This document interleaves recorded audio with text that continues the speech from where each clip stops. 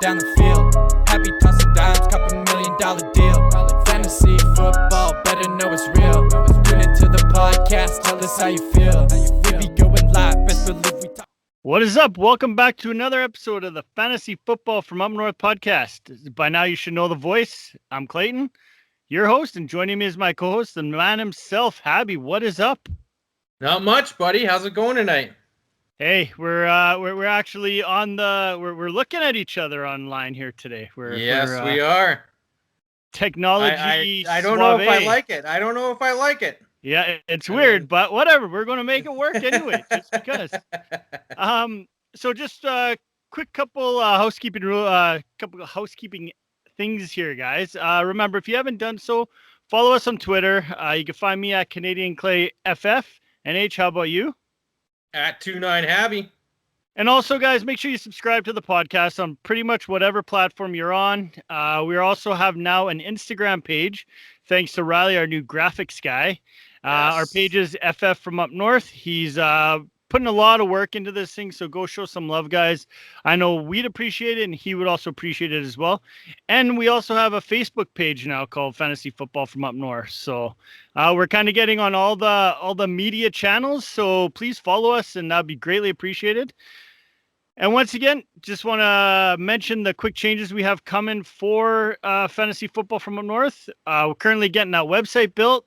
Once that is up, we're going to have content pretty much all off-season, rankings, everything.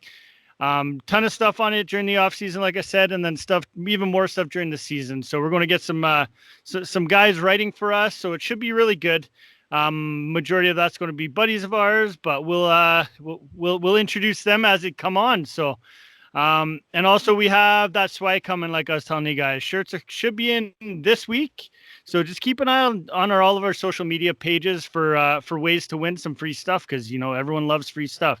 And Habby, you saw the shirts; they're pretty sweet, hey? I do. I can't wait to get mine in. Yeah. You gotta buy one. Oh, do I? How much they going for? Just joking. How much are they going for? Giving them all away. Giving them all away, buddy. Don't worry about it. Oh yeah. We got you covered, obviously. Come on now. Well, And we gotta talk about. Are you done with your intro? No, not yet. Why right, interrupt me? All right. Also, I was supposed to say is now that stuff's taken care of, let's talk some football, buddy. Let's go. We're starting our four-part rookie breakdown series today. So Habby and I are going to discuss the rookie running backs today. And then, like I said, on Wednesday, I'm going to jump on replacing Habby for the day with John Chapman, host of the 49ers Rush podcast, to talk some QBs. So let's. Speaking of jumping, I believe you have got to go through a table. I do have to jump through a table, and we talked about that yesterday before I blew up the episode. I'm waiting until it's slightly warmer here because my yard is basically iced right now. So if I'm jumping off or we get some more snow, just pile it underneath, and it'll be soft landing. It will be on, and we'll post it everywhere. I'm not worried about that, and I'm not going to miss the table like I sent you that video today of that guy completely missing the table. I have seen some epic misses from some pretty staggering heights. But I will say, man, I think Bills Mafia, I think they're my favorite people. I would love to go to Buffalo and party with them for a weekend. Other than you'd have to jump through like probably 20 tables in a weekend. Some on fire, maybe. Who knows? Yeah. We've partied many times together. That's quite a possibility, I would think. Oh, yeah. So, all right, well, let's touch on these games that happened yesterday real quick here.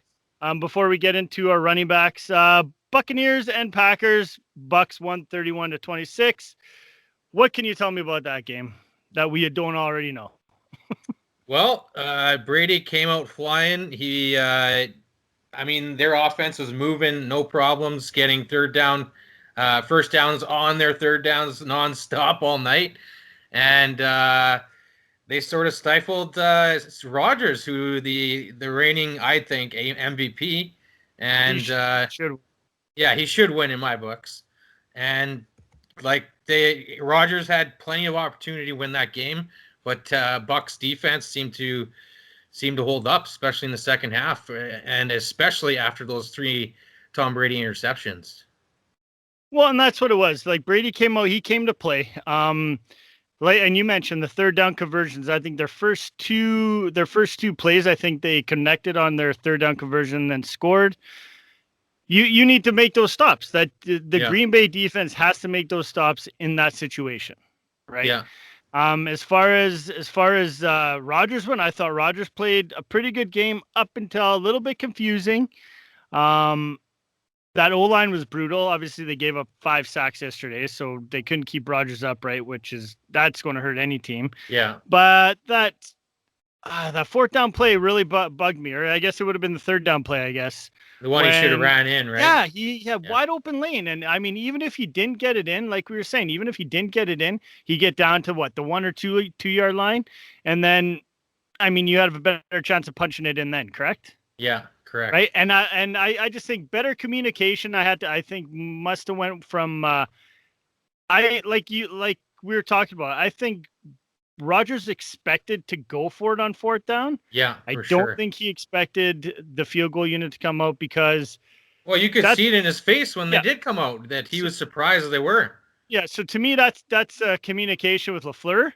Yeah. You got to make your quarterback more aware and just say, hey, listen, man, I think Rodgers would have ran for it then. In all honesty, I think Rodgers would have ran that ball had he known that basically they were sending the field goal line out anyways, right? So better communication for him.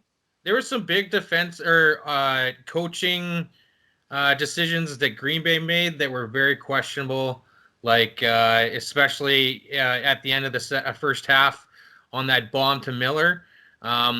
Just Green Bay was in the complete wrong defense there, and it cost them, obviously. Kevin King was brutal yesterday. Yeah. Like he gave up, I think all playoffs, I think he gave up over 80% catch rate, I think, against him. So, I mean, I think they knew that too going into the game, right? They were going to pick on, you're not going to go at Jair Alexander. Definitely. Alexander played amazing yesterday. They went at him all night. Yeah. Oh yeah. So, and plus, like you said, the play to go for the field goal was a suspect coaching call, and it cost him, I feel. I mean, you got the MVP quarterback. You got to go for it. Yeah, 100%. And all the looks at Adams in the red zone. Like, get away from him for at least a couple of looks, you know? Yeah, on that particular play, Adams was like blanketed with two defensive backs, and he still tried to just jam it right in there. Yeah. So you're right. And they had Lazard, they had MVS, Etienne, sorry. Those guys could catch the ball. They've made plays all game, right? So why not use one of them in the red zone, especially Etienne. Jesus. Yeah. But now go to the end of the game. Now they asked Rodgers about what his feelings are about coming back next year. It's up in the air now. Yeah. Like to me, it sounded like he's done. Yeah. You never know, right? I don't know if he'll retire. I don't think he'll retire. I think he'll retire. I think it's going to be a Watson thing, man. I think you're going to see some crazy quarterback changes around the league. It's going to be ridiculous. But, I mean, they were very close to making it to the Super Bowl this year. He's coming off an MVP season. Green Bay can't just let him walk because they gotta figure it out with this guy. Like, he's still got it. Like he's still got it, very much so. Well, and you got to give Tampa Bay credit, right? They came out. Brady again showed why he's so good in the playoffs. It doesn't matter. It doesn't seem to matter what quarterback he goes up against. He like strikes the fear of maybe he just jingles around all his jewelry or something to these quarterbacks, but these guys just continue to blow up in front of them, right? We've seen Matt Ryan do it. We've seen Goff do it. We've seen some good quarterbacks do it. Now Rodgers, like. Yeah, as far as I think Rodgers definitely deserves MVP, like you said. As far as, like you said, to go on the Bucs side of the ball, I like the way that they use their run game again. They pretty much split between Fournette and Rojo. Their receivers were lights out, even with A. Brown out. You had Godwin going 5 for 110, and then Evans and Scotty Miller both had a touchdown in this one. So, they're playing conservatively, I think, and they're not needing Brady to do too much, really. You know what I playing mean? extremely smart football. Yeah. Out And there. I mean, it did hurt. The one other thing I'll bitch about is that pass interference call toward the end of the game there. Yeah. Was it pass interference? 100%. Should have it been called? If you're going to make calls like that, you're going to make those calls all game long, not just in one play. So I think that Twitter went wild after all that. And it would have went wild either way because, I mean, you could show a picture of the pass interference easily because there was about a foot of jersey coming off the back of him. No, I agree. I agree. So, but yeah, so now we got Brady in the Super Bowl. Wild times, but all right. Well, we won't spend. We'll jump through this game real quick. There's not much to talk about the KC Buffalo game. Mahomes is. It's going to be great to watch, man. The best. What did I hear today? I can't remember what it was. Pretty good line though. But basically saying, the best young quarterback against the best old quarterback in the Super Bowl, pretty much, right? Totally. So I think it's going to be a great game. I did hear a mic'd up thing with Travis Kelce and Mahomes. This is why I think that this team is so good. I knew that Mahomes is a leader. I knew that Kelce was, one of those guys that, jacks people up. So when Harmon fumbled that ball, right? Yeah. Remember he fumbled that kickoff, they ran it in. So Kelce comes off and he goes right to the guy. He's like, listen, man, he's like, there's lots of game left. Don't worry about it. Lots of plays coming. Mahomes came and then he went and sat down and put pretty much his jacket over his head. Mahomes came by and said, listen, look at me. He's like, you're going to make plays this game. And then right after he freaking ran that one for like 60 yards and then he got in the end zone, man. Yeah. They gave him that. They got his confidence back. I loved it, man. I thought that was amazing. Mahomes did what he does. They came in and just overwhelmed Buffalo in all assets. Like they just got too much talent for Buffalo and just showed it out there. Yeah, and Darrell Williams is Damian Williams from last year, right? Yeah. I mean, they had these running backs that just step up. Clyde Solaire actually got in from the 2-yard line for a touchdown, which was nice to see. And I wonder if Buffalo woke up this morning wondering, so did we just leave Hill and Kelce open all game after seeing their stat lines? Because good God, 9 for 172 for Hill, Kelce 13 for 118, 2 touchdowns. Yeah. And just last game they played in week 6, they held Tyreek Hill to 20 yards. What the hell happened? You just changed the gameplay like drastically like that and then just get blown up by these two guys? So yeah, well, obviously Andy Reid learned his lesson the first time and Buffalo didn't. Yeah, exactly. So not much to say about. I mean, the guys that were supposed to step up stepped up in this one. And then on the Buffalo side of the ball, I think Allen played with a lot of heart. He led rushing, 7 for 88. And did you hear Beasley played with a broken fibula?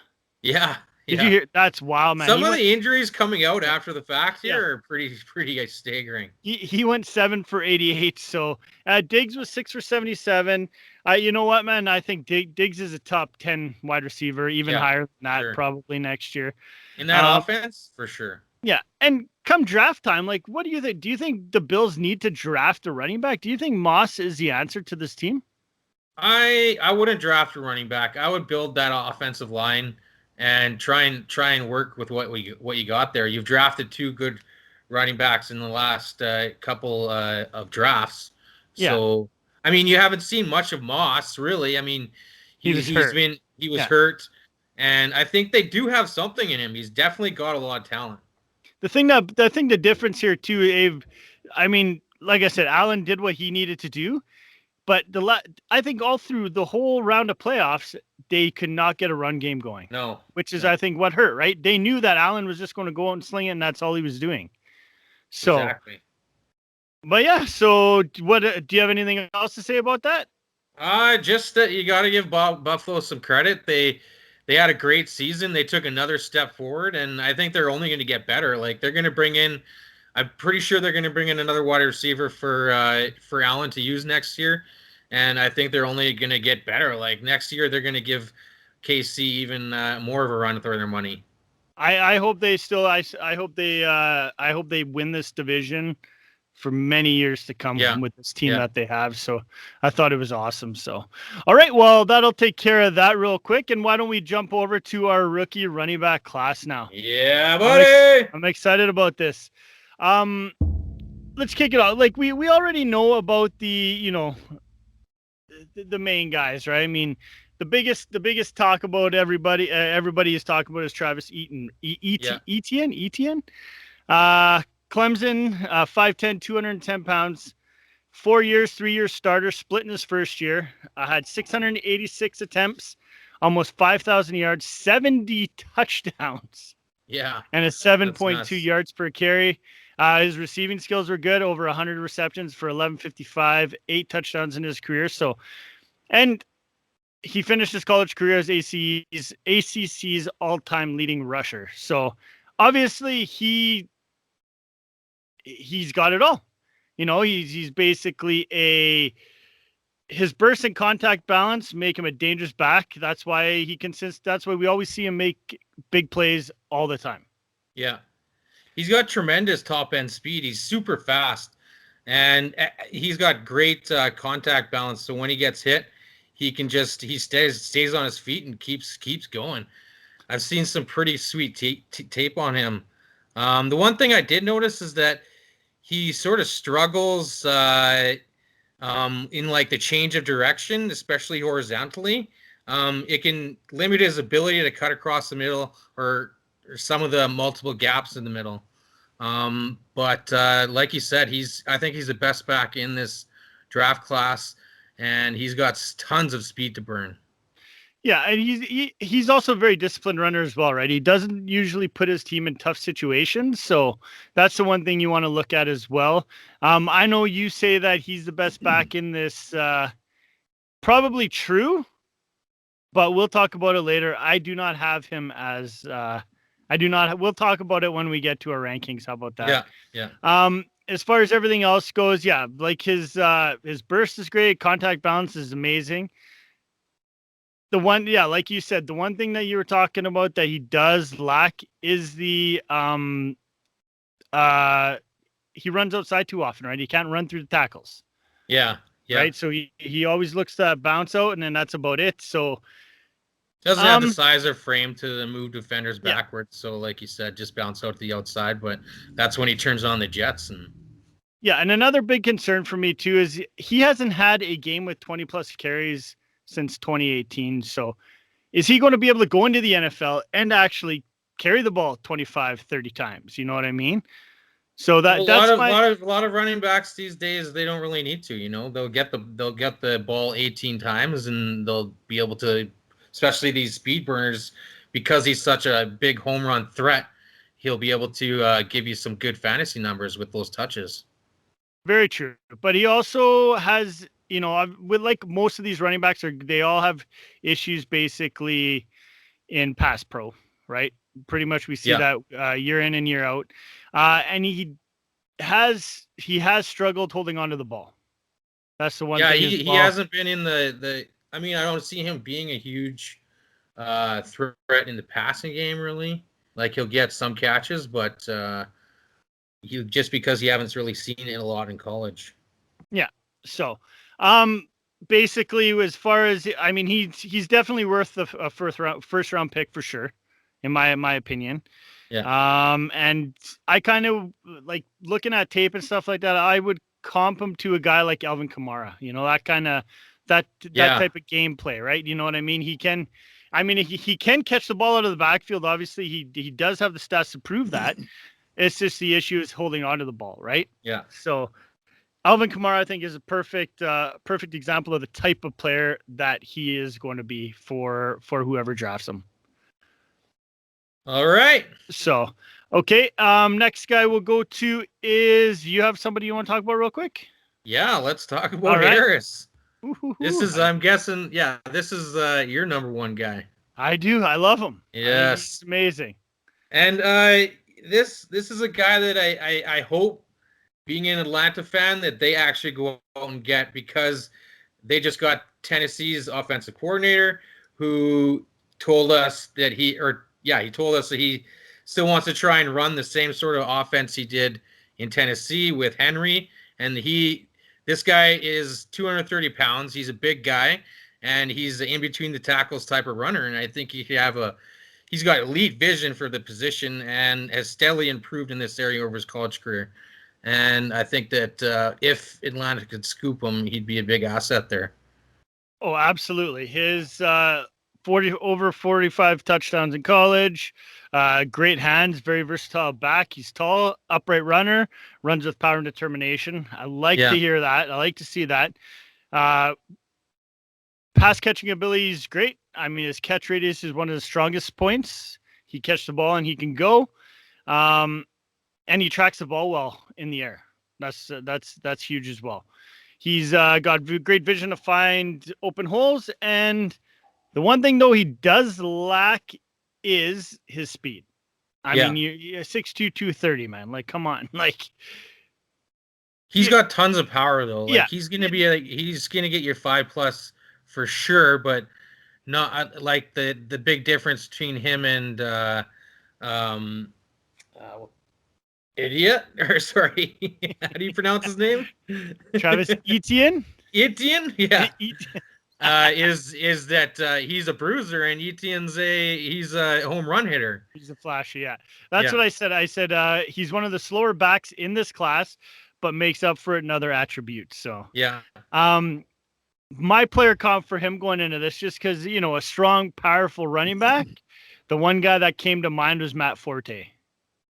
Oh yeah. Remember in his prime, he just he was a bruiser. Like anywhere he went, even like S-Jacks. Yeah. Like you remind me of S-Jacks. Yeah. Yeah.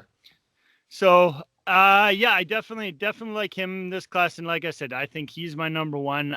I like him to kind of, I don't know, like you said, the Derrick Henry, like try to turn him into a running back like that.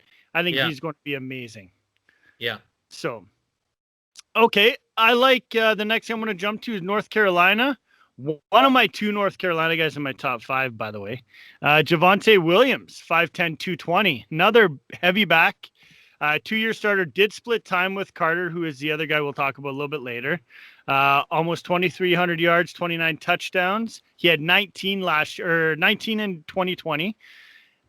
And his receiving stats are pretty good too. Just over 500 yards, 4 touchdowns, 10.3 yards per reception. So, he's improved his production every year. He's become one of the most dynamic running backs in 2020.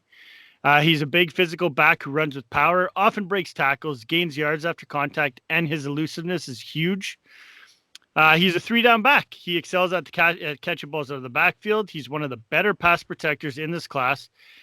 I mean, we talked about it earlier. They're all going to have those issues, but there's room for improvement, right? Nobody's going to come in perfect. He sees the field cleanly, can cut on a dime, and accelerates quickly. And his weaknesses, on the other hand, maybe his top end speed. That's all. He often gets brought down from behind. So, unlike a guy like Etienne, that basically, as soon as he gets up to his top speed, he's gone. Right? Nobody's catching him.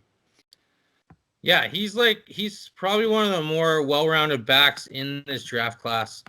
And like you said, he's got lots of power, fantastic vision in between the tackles, and almost seems to know what gap a linebacker is going to occupy before they do. Because a lot of times I've seen in his game tape, he would just find those holes on the line, and it was pretty good to see that. And that's where the great vision comes into play.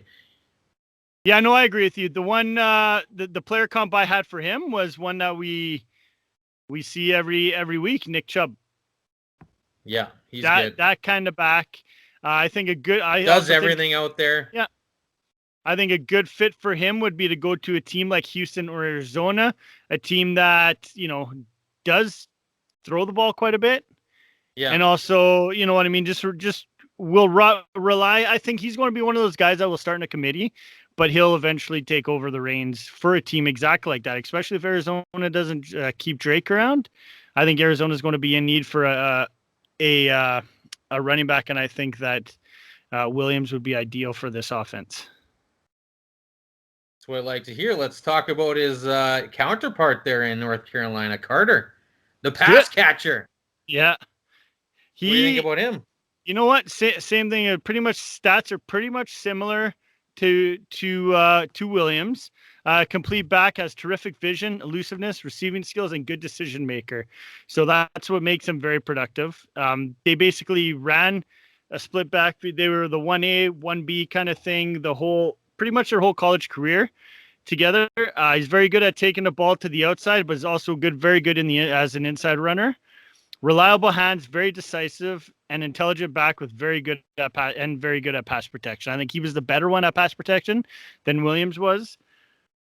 Very dynamic player when it comes to contact balance. Does not break tackles often, but is slippery and tough to tackle. So he can wiggle his way away to some open field when he needs now, to. What do you which game do you think will be better suited for the NFL out of these two guys?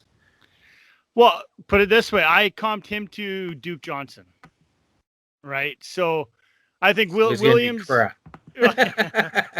hopefully goes to a team that uses him, though. That's the problem, right? I mean, a lot of these guys are going to be based on where they get drafted. Yeah. In the NFL, right? The location is the biggest thing. The need is the biggest thing. You're not going to basically put a guy like Travis Etienne doesn't mean he's going to be a top 5 fantasy running back in the NFL. If he gets put on a team, say, what if he gets drafted by, say, let's just use this as an example. Indianapolis drafts him. You got Jonathan Taylor there. You know what I mean? So it's all going to be based on. Actually, he's pretty similar to Nyheim Hines. Speaking of the Colts, that's what it kind of reminds me of. Yeah. Sorry. This would be an ideal. That's what I'm saying. He would be able to play a role like Nyheim Hines. Like they should use Duke Johnson, but that guy's. I feel so bad for that guy. Anywhere he's went, he's just kind of got shafted. So. Yeah. So okay. Well then, do you have anything else to say about him?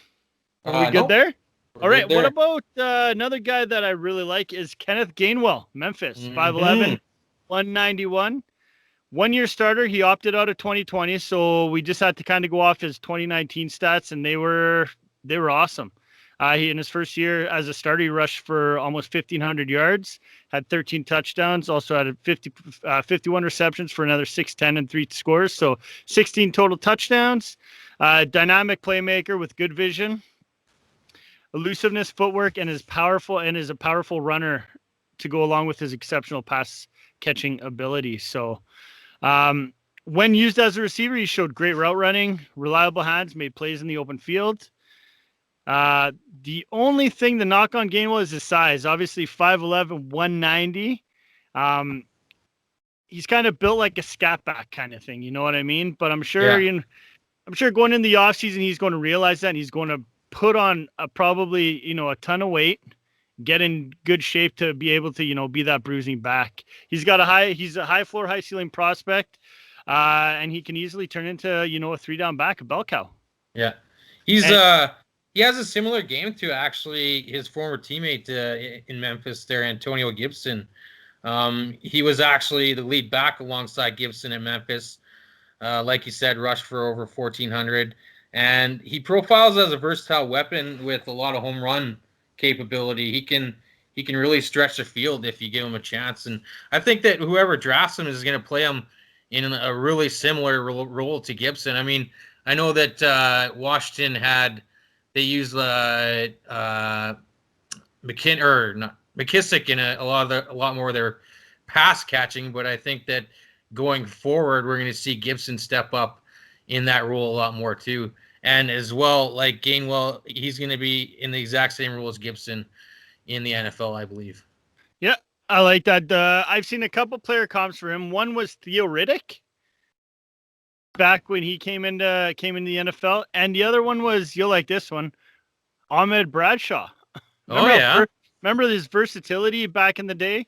Yeah, back in 2017, that's all you need as a running back, a guy that runs hard and can do pretty much anything that's asked of him. So yeah. All right, who else you got there on the list? All right, well, I threw Chuba Hubbard on my fellow. He's on the bottom of that list. I don't really understand. I sort of understand why Hubbard is falling in draft circles. He had an injury-plagued season, didn't help. His offensive coordinator got changed. That didn't help. But his 2,000 plus yard season in 2019, that just doesn't happen out of luck. Like a lot of things got changed. They sort of even changed their whole offensive scheme. He's more of a zone runner. That's where he really excelled. That's his running style is sort of cerebral, and he knows how to find the hole and could be great fit in those outside zone run schemes. But that's where he needs to flourish, because they actually in his second year they switched to trying to push him through up through the tackles, and that's he didn't. I mean, his numbers showed that he didn't excel, plus his injuries.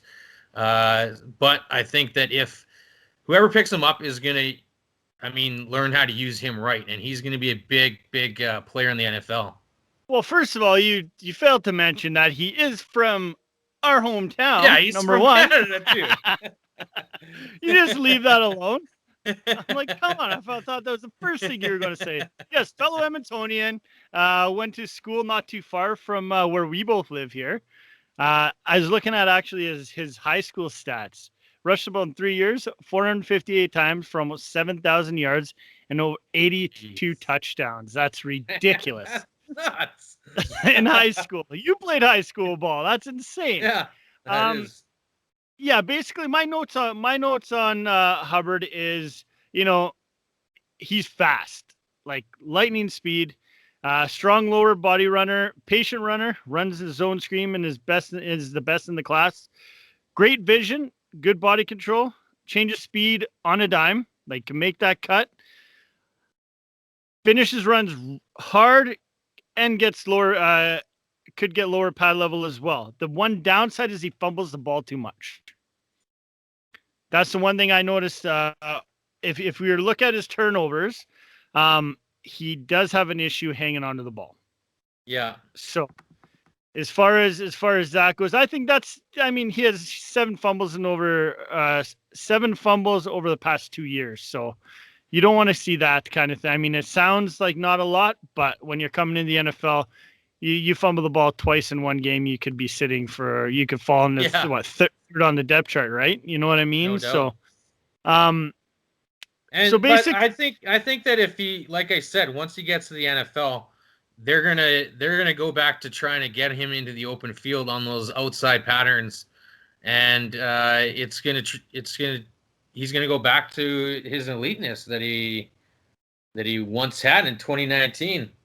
Yeah, I think it was just like issues, like you said. There was that stuff with his coach, injury plague. But I mean, we were talking last year, coming into this year, everybody loved Hubbard. Everybody loved Hubbard. It just kind of seems like he's kind of fallen off a little bit over one, shitty season, I guess is what you could call it, right? I mean, 2020 was shitty in general, but like I think whoever drafts him, and even if he does kind of fall in this draft class, I think he's the type of guy that we'll talk about. Actually, we'll talk about it after, but he's going to be my guy that will show something come this year. He'll come on late, and then by this time next year, you mark my words, we'll be talking about him flying up the draft board. Yeah. He's that type of player. He's a game changer, right? So yeah. Okay, and then you had one more. I think we talked about all the guys that I wanted to talk about. Yeah, the one was out of Ohio State, Trey Sermon. Oh, Trey Sermon, yep. He was the definition of a late bloomer this season. Rushed for 636 yards in his final 3 games, and that's when he shot up the draft charts. And that included a 331-yard performance on 29 carries in the Big Ten Championship. And he's a true power back. Sermon likely will be a valued handcuff as a rookie. And the upside, he's similar to, I'd say, A.J. Dillon, who plays in Green Bay. He's got a similar running style to him. But I like what this guy's bringing to the NFL.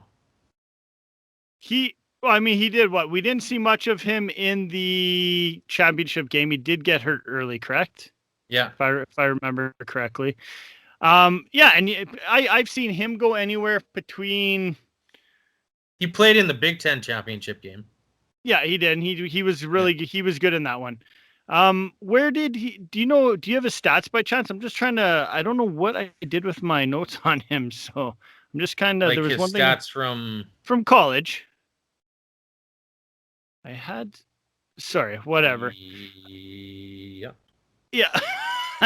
Sorry, my bad. I had it all up here. Like I said, I just something happened to it. So, anyways, but my only concern with him is just that injury coming. Is he going to be ready? Is he going to be ready come NFL time?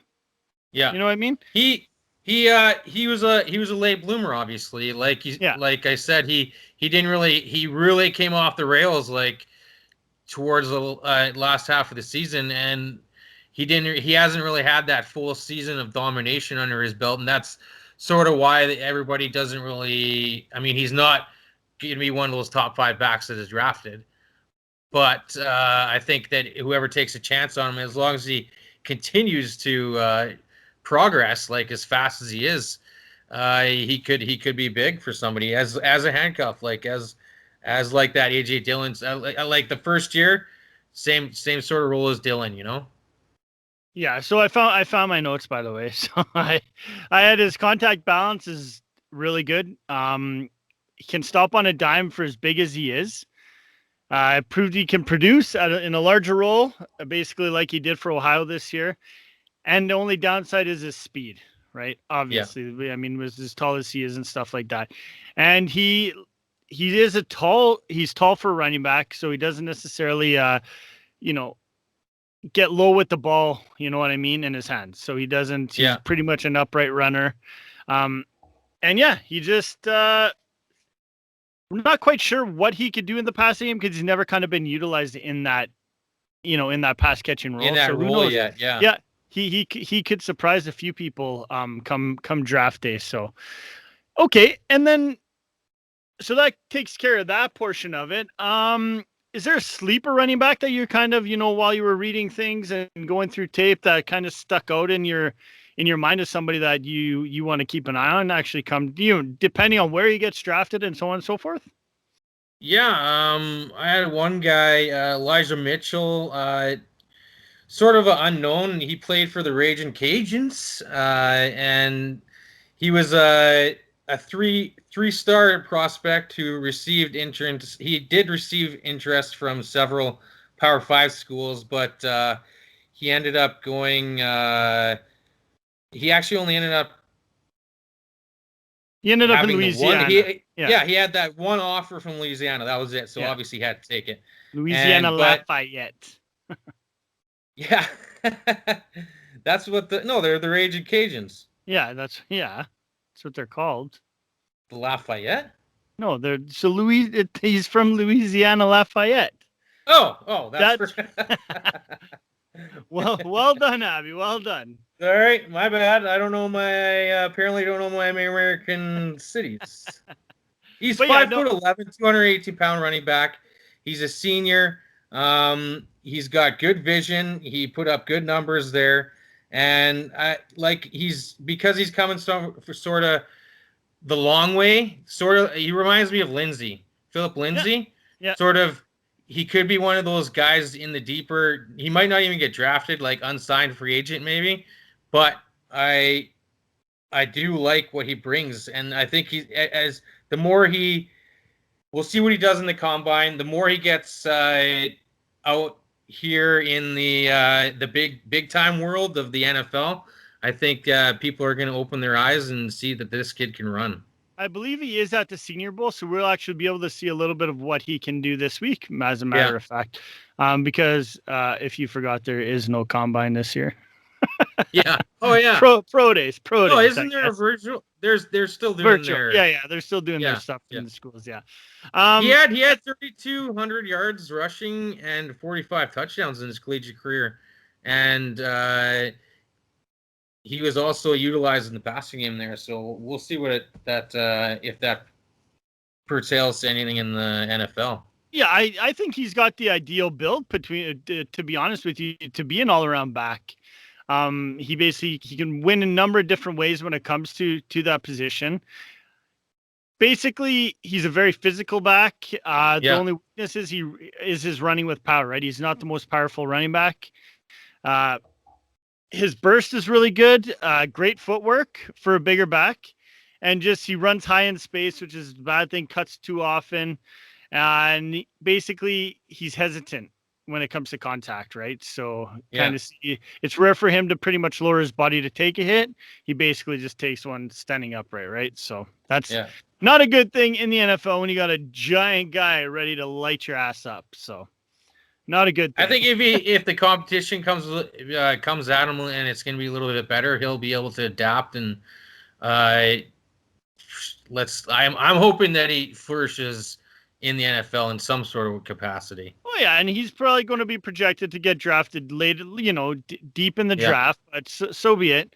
I mean, we've seen these guys who come. I like these guys who come sort of unknown. They don't have the whatever it takes to get into those big ass, like the big schools, like Alabama and Ohio State and North Carolina. But I like that they come up sort of through these unknown schools, and they really have to prove themselves. They have to work hard their entire lives to get where they are. Most of them.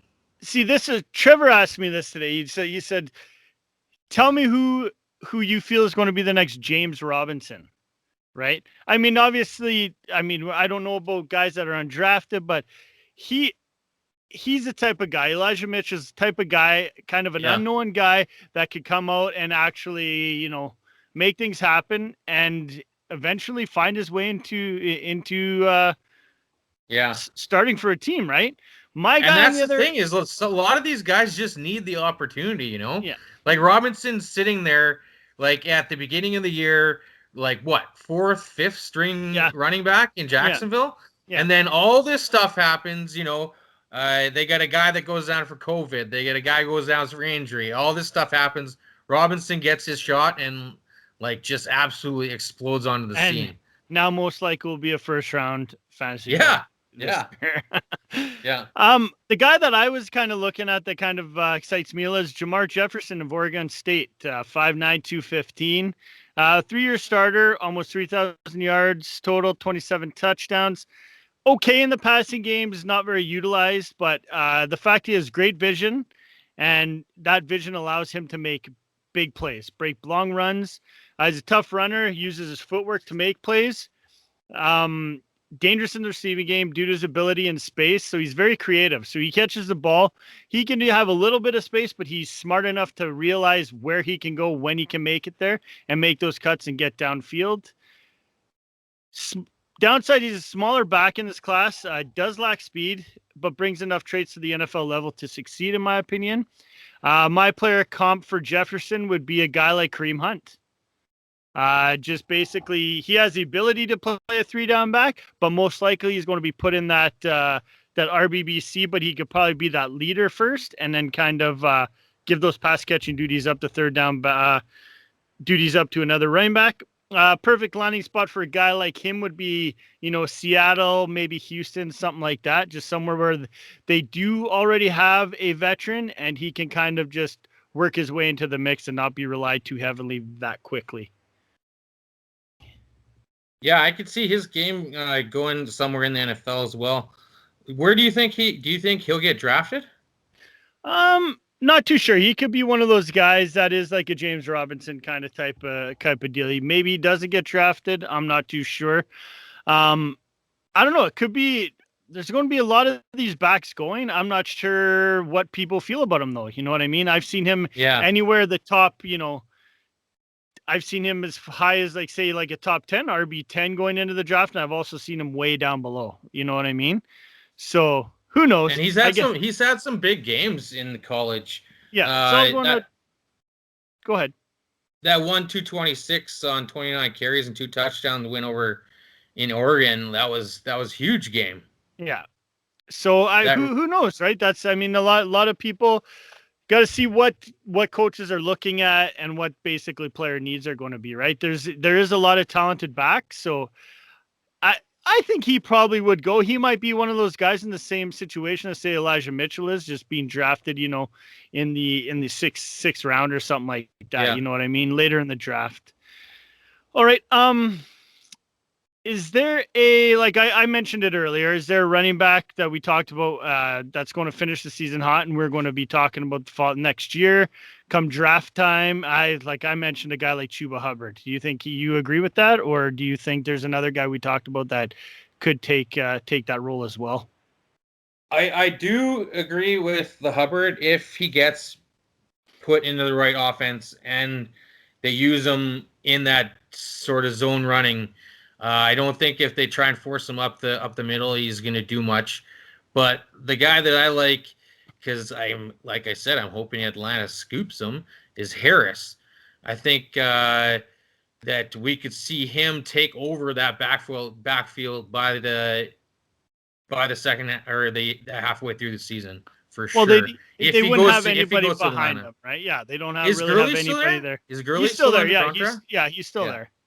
But I mean, Gurley, how long does he last? Like, yeah, if Harris goes to Atlanta, like my crystal ball says he will, then he'll take over. He's the guy out of all these guys will have the best chance to take over that lead spot.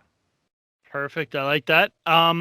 Last question here for you. Is there a running back in this class you think that'll get drafted high enough, and then will end up be basically be a bust in his first year? So a guy that's going to get drafted high, probably if he's going to get drafted that high, he's going to probably be used quite heavily in an offense. I'll go with the one that Riley. I'll mention this one first. Riley. I let Riley answer this question for me. He is very down on Travis Etienne right now. Very speedy back, reminds him of a gadget type player who won't be able to handle a 3-down role as he doesn't block very well and drops a lot of passes in the receiving game. He sometimes struggles getting through contact and would only get tougher in the NFL as it doesn't seem like his frame. He doesn't seem like he could get that much bigger due to the size that he already is. Could be successful if he was to be put in a good system, scheme fit to become elite. Somewhere, like he said, like a place like San Fran. So obviously Etienne's going to get drafted high. That's Riley's pick on who he thinks will probably bust this year. Well, like you can make an argument and it's one of the reasons that Hubbard dropped in a lot of draft things is he's a double-edged sword. Like he could be one of those guys that completely busts as well. And that's the exact reason that he dropped on the draft boards is because we've seen good Hubbard and we've seen really bad Hubbard already. Exactly. So yeah, that's basically that's how these quarterbacks are the quarterbacks. That's how these running backs are going to be, right? Like you don't know, it's all going to be based on where they get drafted, team they go to, scheme fit they get put into. So, do you have anything else you want to talk about?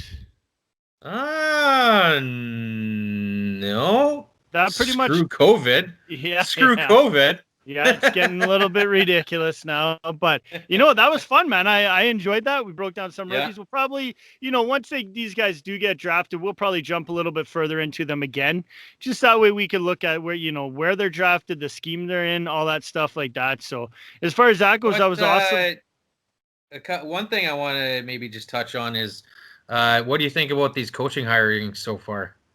And some of these offensive coordinators getting passed up?